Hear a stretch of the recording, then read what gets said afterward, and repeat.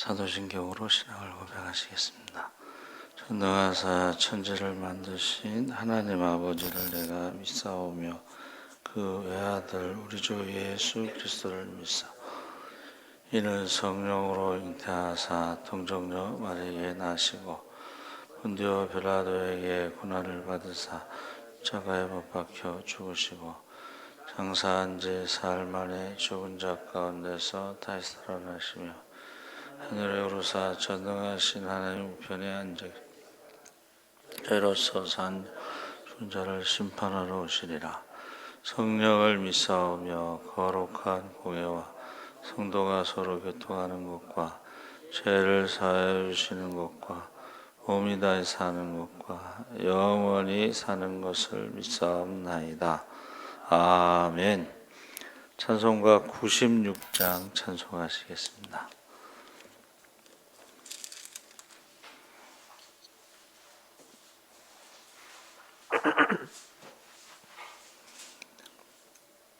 찬송가 96장 찬송하시겠습니다.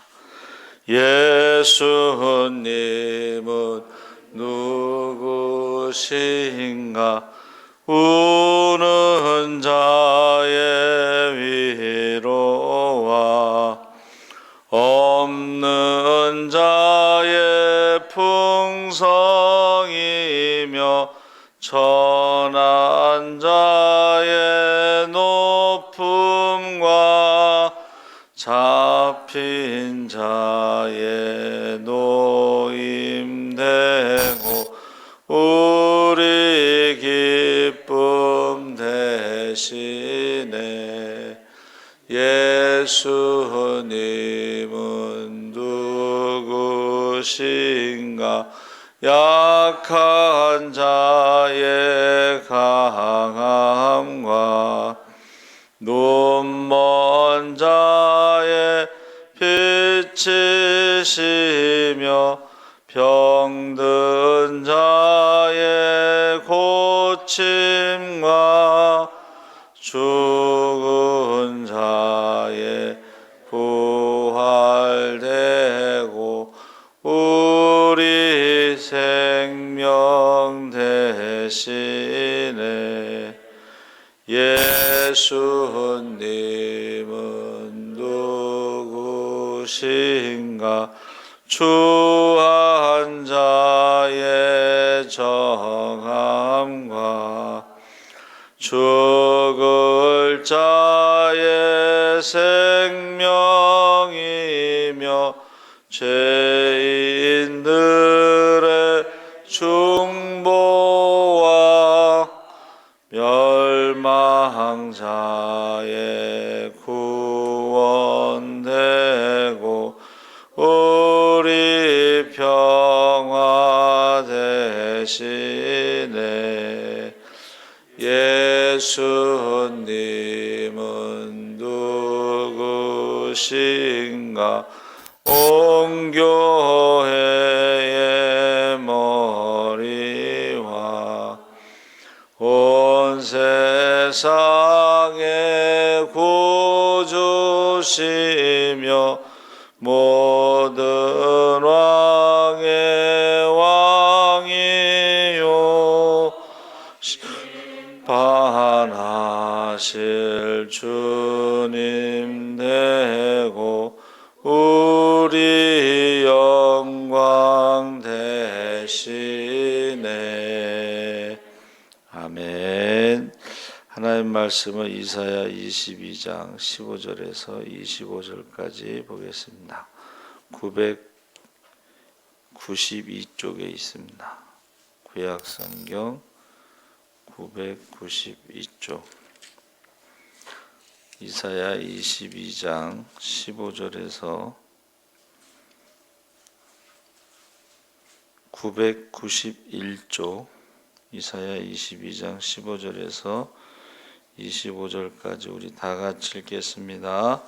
주 만군의 여호와께서 이르시되 너는 가서 그 국고를 맡고 왕궁 맡은 자 셈나를 보고 이르기를 내가 여기와 무슨 관계가 있느냐? 여기에 누가 있기에 여기서 너를 위하여 묘시를 팠느냐.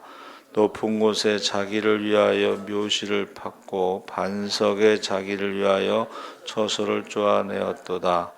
나 여호와가 너를 단단히 결박하고 장사같이 세게 던지되 반드시 너를 모질게 감싸서 공같이 광망한 곳에 던질 것이라. 주인의 집에 수치를 끼치는 너여, 내가 그곳에서 죽겠고 내 영광의 수레도 거기 있으리라.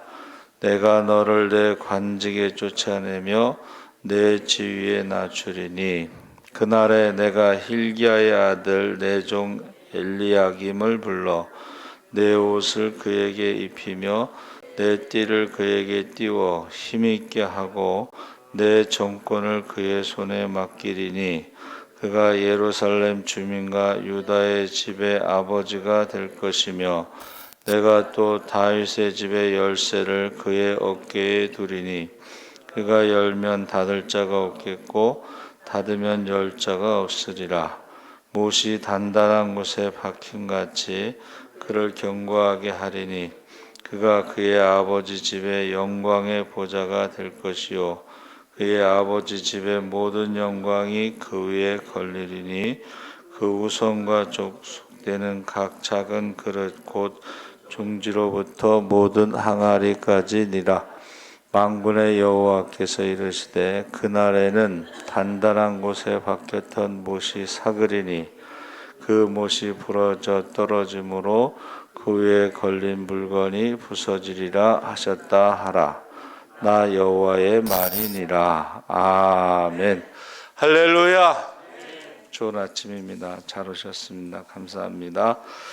오늘 말씀의 제목이 셈나와 엘리야김.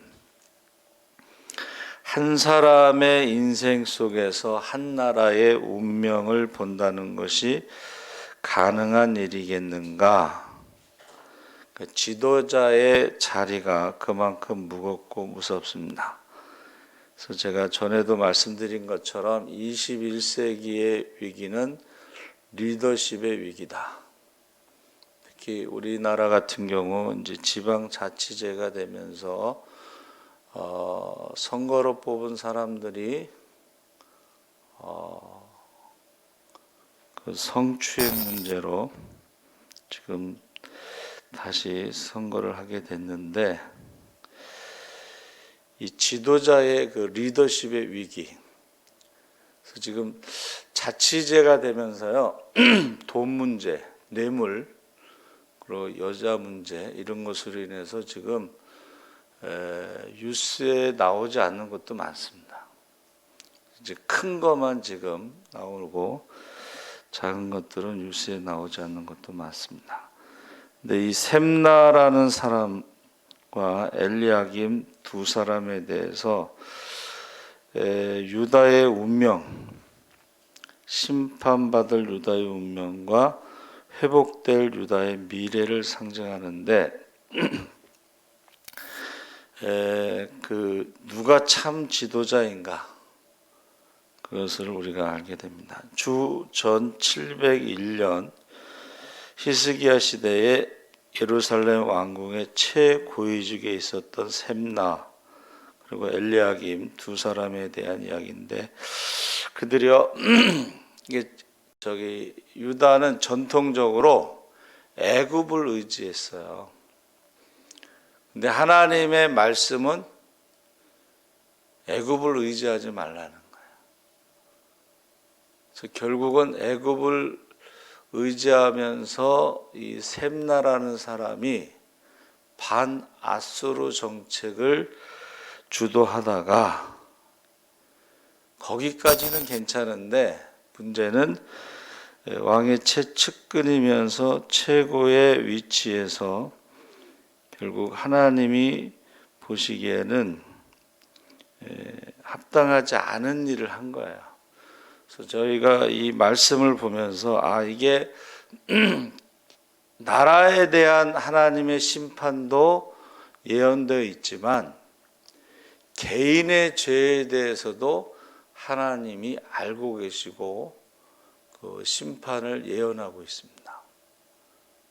셈나라는 사람에 대해서 하나님이 이사야를 보내서 심판에 대해서 지금 예언하고 있습니다. 그래서 15절에 만군의 여호와께서 이르시되 너는 가서 그 국고를 맡고 왕궁을 맡은 자, 그러니까 국고라는 것은 나라의 재산을 관리하는 것이고 왕궁을 맡았다는 것은 왕의 측근, 최고위직이라는 것을 지금 말해주고 있습니다.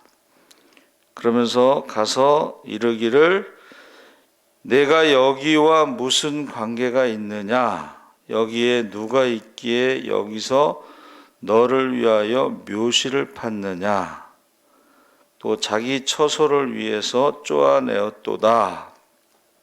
그래서 그 시간과 장소에 대해서 하나님이 물어보시는 거예요. 네가 이 시간에 왜 여기 있느냐? 이 시간에 여기 있다는 것이 하나님 보시기에 죄라는 거예요.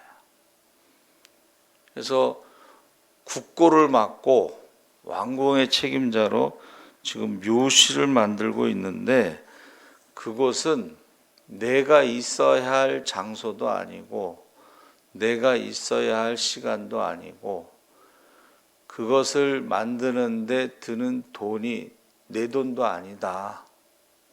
이렇게 말하고 있는 것입니다.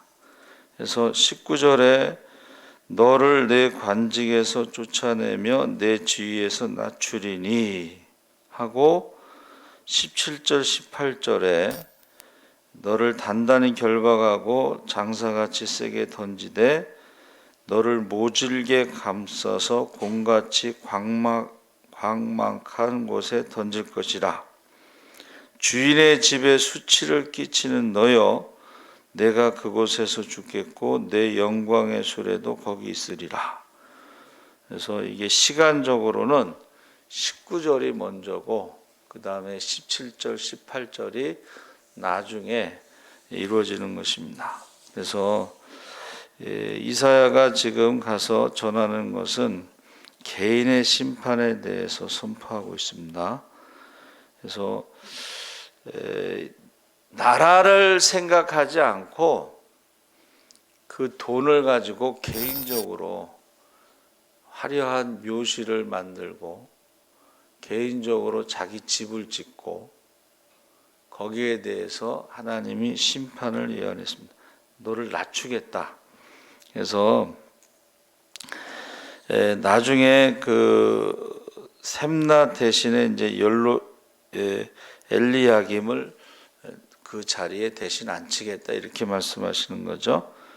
그래서 이 예언의 성취가 바로 19절에 나오는 것입니다. 그래서 아수르가 왔을 때에 이제 협상단으로 3명이 가는데 그때는 대표가 엘리야김이 되고 셈나는 서기장으로 이렇게 지위가 낮아져요. 그래서 여러분, 저와 여러분이요, 이 시간에 이 장소에 있어야 되느냐, 그리고 내 묘실과 처소를 만드는 데 쓰는 돈이 누구 돈이냐, 개인적으로도 하나님이 알고 계시다는 거예요. 개인적으로. 그래서 우리 믿는 사람들이요, 주일 성수라는 말을 쓸 때에 예배 시간에 교회 외에 예배 장소 외에 다른 곳에 갈 때가 있잖아요. 그리고 그 시간에 하나님 것을 자기 것으로 생각하고 착각할 때가 있습니다. 그때 하나님께서 그걸 알고 계시다는 거예요. 그것을 알고 계시고 거기에 대한 심판이 있다 하는 것을 우리가 알 수가 있습니다. 그래서 원래 그 고대 세계에서는 이 신분 질서가 하나님이 정한 질서예요. 그래서 그 매장지는 원래는 귀족이나 왕들이 그것에 묻히는 장소인데 거기에 자기가 묘시를 팠다는 것은 하나님에 대한 그 질서의 파괴고 범죄라는 것으로 말하고 있습니다. 우리가 흔히 말하는 이제 공권력의 남용. 그러니까 우리가 세상 사람들은 뭐 하나님을 두려워하지 않지만 그래도 우리 믿는 사람들은 시간과 장소와 물질에 대해서 하나님을 두려워하면서 그것을 사용해야 된다는 것입니다. 자기 것으로 착각하고 자기 마음대로 쓰면 안 된다는 거예요. 그래서 영광의 수레는 왕 다음 가는 지위에 오른 셈나가 자신의 권위를 자랑하며 예루살렘 거리를 타고 다니며 타고 다니던 마차를 가리키는 것인데 이것이 주인의 수치를 끼친 자, 그래서 수치스러운 죽음에 넘겨진다 이런 뜻이에요. 그래서 이제 선거 때가 되면 막 공격하잖아요. 그 전에 어떤 분이 관용차, 그분이 경기도지사를 했던가 관용차를 그 부인이 시장 다니는데 타고 다녔다고 그래서 말이 많았어요. 사람들이 막 욕하는 거예요. 관용차를 개인적으로 시장 다니는데 사용했다고. 그러니까 저와 여러분이 공사를 구별해. 공사. 이게 하나님의 것인지 개인의 것인지 시간과 물질과 모든 것을. 근데 사실은 하나님께서 우리에게 허락하신 것은 청지기 사명이에요. 그걸 우리가 주인이라고 마음대로 쓰는 게 아니고 주인 뜻대로, 하나님 뜻대로 시간과 물질과 그 장소도 구분해서 우리가 살아가야 되는 것입니다. 여기에 이 시간에 지금 무엇을 하고 있느냐 질문하는 거죠. 계속. 이것은 셈나만의 문제는 아니고 모든 사람들에게 하나님이 보고 계시고 알고 계시고 묻고 계신 거예요. 그래서 아담이 선악과를 먹고 하나님을 두려워하여 숨었잖아요. 그때 하나님 물어보시잖아요. 아담아, 내가 어디 있느냐? 어디 있는지 몰라서 물어보신 게 아니고 왜 숨었느냐? 그걸 물어보신 거죠. 아담아, 내가 어디 있느냐? 왜 두려워서 숨었느냐? 무슨 짓을 했느냐? 라고 물어보시는 거예요. 그러니까 우리가 하나님의 음성을 들을 수가 있어야 돼요. 내가 지금 무슨 짓을 하고 있느냐? 이 시간에 이 장소에서 하나님의 것을 가지고 무엇을 하고 있느냐? 그래서 이제 엘리야김을 다시 세우는데 거기 보면 힐기야의 아들 내종 엘리야김을 불러 20절에 힐기야라고 했을 때 야라고 하는 것은 이게 귀족을 말하는 것이고 셈나는 아버지 이름을 말하지 않죠. 그의 신분이 그의 가족이 귀족은 아니었어요.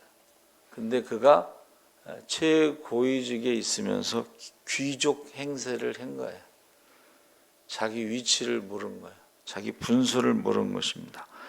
그런데 거기에 보세요. 21절에 내 옷을 그에게 입히며 내 띠를 그에게 띠워 힘있게 하고 내 정권을 그의 손에 맡기리니 그가 예루살렘 주민과 유다의 집의 아버지가 될 것이며, 이 아버지라는 것은 왕을 말하는 거예요. 그래서 왕과 같이 될 것이다. 22절에 다윗의 집의 열쇠를 그의 어깨에 두리니 그가 열면 닫을 자가 없겠고 닫으면 열 자가 없으리라. 이것은 절대 권세를 의미하고 있습니다. 그래서 이 다윗의 집의 열쇠라는 것은 이게 지금 이사야서는 메시아 예언이 가장 많다고 그랬죠. 그래서 메시아에 대해서 다윗의 집의 열쇠를 말하고 있습니다. 다윗의 집의 열쇠는 메시아에 대한 예언으로 그래서 계시록에도 뭐가 나와요? 다윗의 열쇠를 가진 자가 열면 닫을 자가 없고 닫으면 열 자가 없다, 이렇게 표현하고 있습니다. 메시아의 절대 권력에 대해서. 그래서 이사야 22장 22절에도 내가 또 다윗의 집의 열쇠를 그의 어깨에 두리니 그가 열면 닫을 자가 없겠고 닫으면 열 자가 없으리라. 계시록 3장 7절에 빌라델비아 교회의 사자에게 편지하라. 거룩하고 진실하사 다윗의 열쇠를 가지시니 곧 열면 닫을 사람이 없고 닫으면 열 사람이 없는 그가 이르시되. 해서 이 하나님께서 엘리야김에게 절대 권력을 주셨는데, 그래서 그의 아버지 집에 모든 영광이 그 위에 걸리리라. 거기 23절에 보면 못이 단단한 곳에 박힘같이 그를 견고하게 하리니 그가 그의 아버지 집의 영광의 보좌가 될 것이요 모든 영광이 그 위에 걸리리니 그의 후손과 족속되는 각 작은 그릇 곧 종지로부터 모든 항아리까지니라. 그런데요, 25절에 무슨 내용이 나오냐면 만군의 여호와께서 이르시되 그날에는 단단한 곳에 박혔던 못이 사그리니 그의 못이 부러져 떨어짐으로 그 위에 걸린 물건이 부서지리라 하셨다 하라. 24절까지는 하나님이 그에게 모든 것을 주시는 모습이고 25절에는 그 못이 삭아서 부러지고 부서진다는 내용인데, 이것은 이제 하나님이 그에게 모든 것을 주셨음에도 불구하고 그의 가족들의 그 욕심과 타락으로 인해서 그 못이 삭아서 부러진다. 그러니까 이제 우리가요, 높은 지위에 올라간 사람들은 가족 관리를 잘해야 돼요. 그래서 우리 청와대에 들어가면은 가족 관리를 친인척 관리하는 부서가 있어요. 근데 역대에 그 친인척 관리를 제대로 한 정권이 없어요.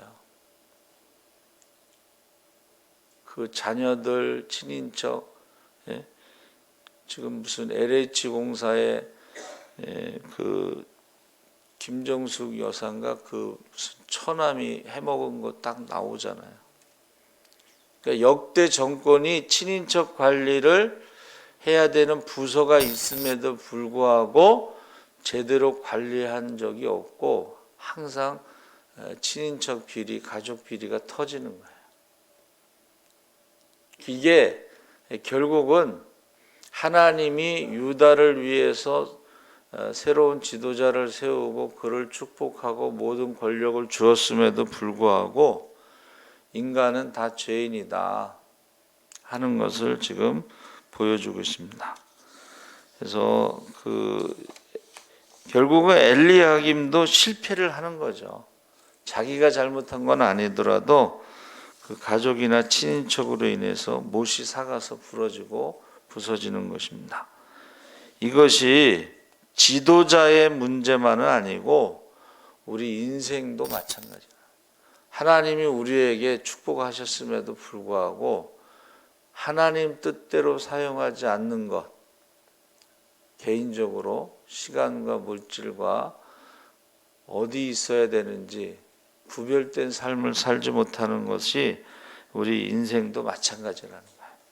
그래서 원래 그 셈나에게는 장소와 시간, 이 시간에 여기에 왜 있고 그 물질을 왜 너를 위해서 쓰느냐 심판하신 것이고, 엘리야김은 우리가 읽은 성경에는 엘리아김으로 되어 있잖아요.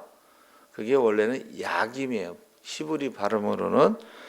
그것은 우리가 성전에 두 기둥이 있는데 북쪽에 있는 성전 기둥이 야긴입니다. 그 야긴에서 엘리야김인데, 엘리는 나의 하나님, 나의 하나님이, 야긴은 세우다 이런 뜻이에요. 그러니까 하나님이, 나의 하나님이 세우신다는 것이 엘리야김의 이름의 뜻이에요. 하나님이 세우셨는데 결국 그 가족과 친인척의 문제로 삭고 못이 삭고 부서진다. 이제 그런 말씀을 하고 있는 거죠. 그래서 이 열쇠라고 하는 것이, 다윗의 열쇠라는 것이 열쇠가 마프테아흐인데 이것이 파타흐, 열다라는 말에서 나왔는데, 이 파타흐는 십자가의 복음을 전하는 자들을 하나님께서 보호하신다, 이런 의미로 해석할 수가 있습니다. 그래서 베드로가 신앙 고백했죠. 주는 그리스도시요 살아계신 하나님의 아들이십니다. 그때에 그 믿음의 반석 위에 주님의 몸된 교회를 세우시고 음부의 권세, 죽음의 권세가 이기지 못하고 천국 열쇠를 주셨는데, 그 천국 열쇠는 두세 사람이 마음을 합하여 기도할 때에 하늘 문이 열리는 것입니다.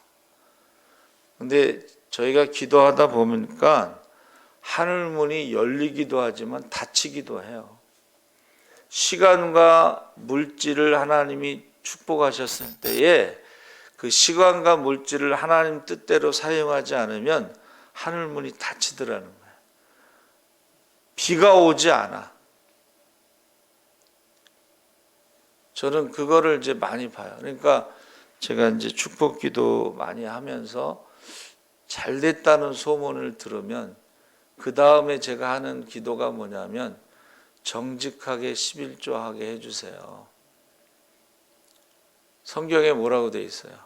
하루살이 같은 11조는 하고 낙타 같은 11조는 삼킨다 그러잖아요.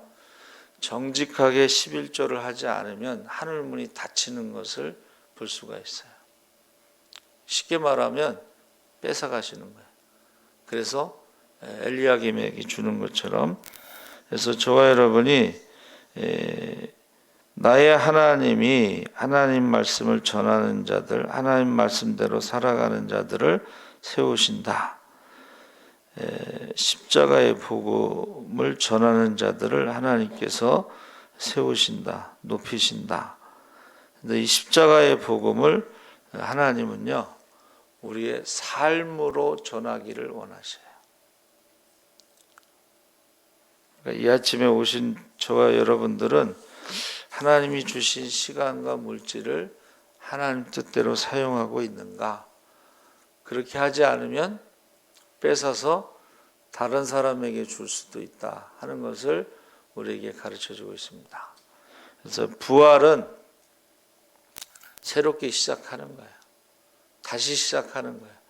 다시 우리에게 기회를 주신 거예요. 아담의 실패 이후로 죄와 사망의 저주 아래 살아가던 우리에게 다시 한번 기회를 주셨어요. 믿으면 하나님의 자녀가 되고 자녀의 권세를 주시는데, 그 권세를 하나님 뜻대로 사용하지 않으면 걷어가시고 다른 사람에게 주시고 옮기신다는 것을 볼 수가 있습니다. 예수님 오실 때가 정말 가까워졌습니다.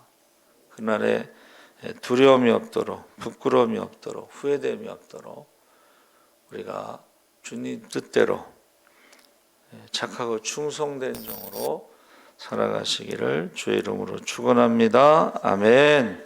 살아계신 하나님 아버지 감사합니다. 하나님이 주신 기회,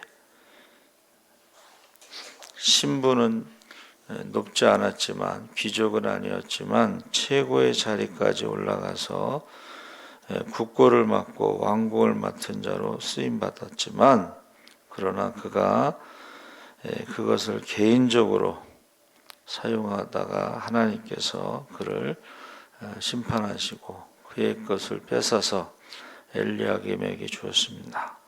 그러나 엘리야김도 역시 가족과 친인척들의 잘못으로 그